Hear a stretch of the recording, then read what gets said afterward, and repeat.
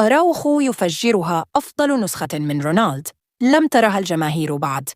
إصابة مفاجئة للمدافع الشاب كوبارسي تربك حسابات يايتو فليك. ماركوس راشفورد يدون أول أهدافه بقميص برشلونة في لقطة مذهلة.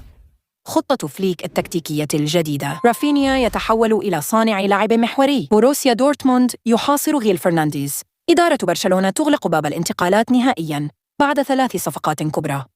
تشيلسي وتوتنهام يتنافسان على كاسادو، وبرشلونة يعلق بقوة. الحارس الشاب خوان غارسيا يقترب من دخول قائمة الليغا، فهل يكون مفاجأة الموسم؟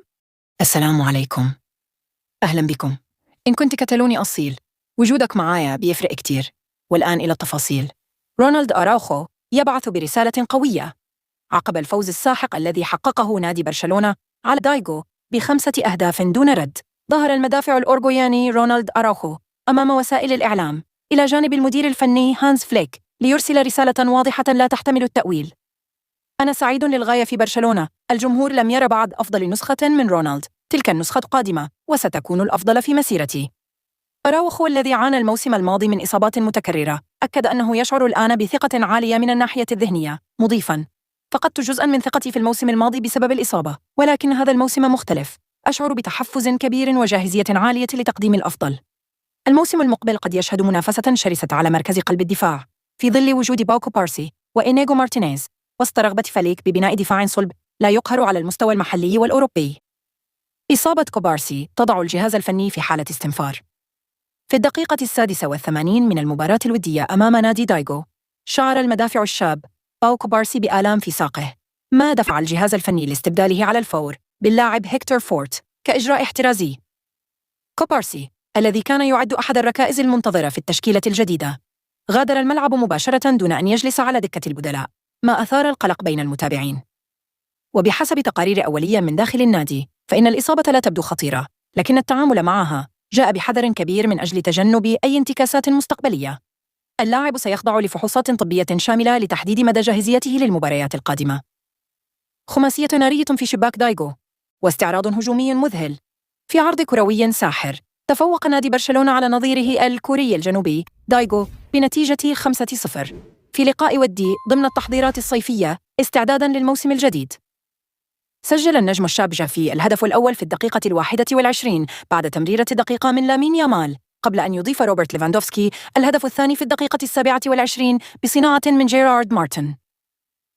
وقبل نهاية الشوط الأول، عاد جافي ليسجل هدفه الشخصي الثاني والثالث للفريق بعد تمريرة ذكية من جول كوندي. في الشوط الثاني، أحرز توني فرنانديز الهدف الرابع في الدقيقة 54 بعد عمل جماعي رائع قاده داني أولمو، بينما اختتم ماركوس راشفورد المهرجان بهدف خامس في الدقيقة 65 من عرضية متقنة أرسلها جارسيا. برشلونة قدم واحدة من أفضل مبارياته التحضيرية، وأرسل رسالة إلى الجميع بأنه قادم بقوة هذا الموسم. راشفورد يدون أول أهدافه بقميص برشلونة. في أول مشاركة رسمية له، نجح النجم الإنجليزي ماركوس راشفورد في تسجيل أول أهدافه مع نادي برشلونة بعد تمريرة عرضية من المدافع الشاب خوان جارسيا، أسكنها راشفورد الشباك بتسديدة مباشرة من داخل منطقة الجزاء. الجماهير تفاعلت بقوة مع الهدف، واعتبرته رسالة طمأنة لقدرات الصفقة الجديدة التي انضمت على سبيل الإعارة من مانشستر يونايتد مع خيار الشراء النهائي. فليك يغير الخطة، ورافينيا يتحول إلى مركز جديد. أثبت الجناح البرازيلي رافينيا أنه أحد أهم أوراق المدرب هانز فليك، بعدما قدم مستويات لافتة الموسم الماضي. ساهم خلالها في 56 هدفاً، 34 هدفاً، 22 تمريرة حاسمة. لكن الجديد هذا الموسم أن فليك بدأ يشركه في مركز أقرب إلى صانع الألعاب، وهو ما ظهر في مباراة فايسل كوبي وسيول خلال الجولة الآسيوية. هذه الخطة جاءت بعد فشل التعاقد مع نيكو ويليامز، ما دفع فليك لإعادة توزيع الأدوار الهجومية مع الاعتماد على سرعة أليخاندرو بدي في الجهة اليسرى والمرونة الكبيرة لرافينيا في التحرك. لكن هذه التعديلات قد تسبب تكدساً في خط الوسط، مما قد يؤثر على فرص لاعبين مثل داني أولمو وفيرمين لوبيز في المشاركة. بوروسيا دورتموند يخطط لخطف غيل فرنانديز. كشفت صحيفة موندو ديبورتيفو أن نادي بوروسيا دورتموند الألماني يراقب عن كثب النجم الشاب غيل فرنانديز 17 عاماً، الذي يشارك حالياً في الجولة الآسيوية مع الفريق الأول. غيل قدم موسماً مميزاً مع الفريق الرديف، سجل خلاله 7 أهداف في 32 مباراة، مما جعله تحت أنظار العديد من الأندية الأوروبية. وذكرت الصحيفة أن دورتموند يخطط لتقديم مشروع رياضي جاذب للاعب، إما من خلال الإعارة أو صفقة انتقال دائم. اللاعب سيحسم مستقبله بالتعاون مع وكيله خورخي مينديز. برشلونة يغلق باب الانتقالات الصيفية. قررت إدارة نادي برشلونة بالتنسيق مع المدرب هانس فليك والمدير الرياضي ديكو إغلاق ملف التعاقدات خلال فترة الانتقالات الحالية، وذلك بعد إتمام صفقات راشفورد، روني باردغجي والحارس خون جارسيا. فليك أكد خلال مؤتمر صحفي في سيول أن الفريق بات مكتملاً في جميع الخطوط، وأن بعض المراكز تضم أكثر من لاعب جاهز للمنافسة. كاسادو تحت أنظار عمالقة أوروبا.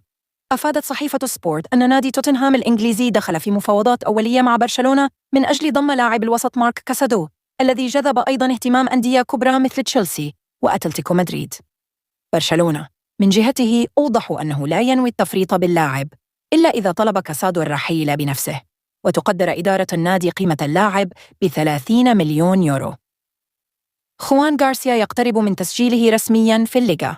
الوافد الجديد خوان غارسيا، الحارس الإسباني الذي انضم قادماً من إسبانيول مقابل 25 مليون يورو، أصبح على بعد خطوات قليلة من تسجيله رسمياً ضمن قائمة الفريق في الدوري الإسباني. النادي يعمل حالياً على العودة إلى قاعدة الأول من يناير التي تسمح له بتسجيل اللاعبين الجدد، ومن المتوقع أن يتم ذلك خلال 4 إلى 5 أيام.